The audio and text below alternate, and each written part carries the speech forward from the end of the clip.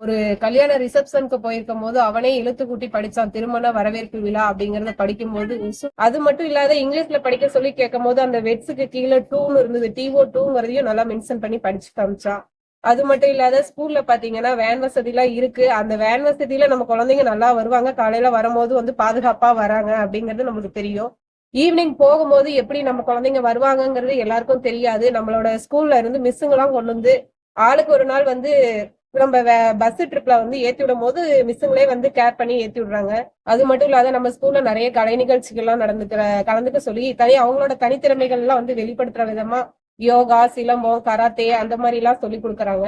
எல்லா ஸ்டூடெண்ட்ஸுக்கும் இது வந்து கத்துக்கணுங்கிற ஆர்வத்தை விட தனித்திறமையை வந்து வெளிப்படுத்தணுங்கிற குழந்தைங்களுக்கு இருக்க ஆர்வத்தை வந்து வெளிக்கொண்டு ரொம்ப நல்லா இருக்கு. நல்லா படிக்கிறான். ஸ்கூல் ரொம்ப நல்லா பெட்டரா இருக்கு.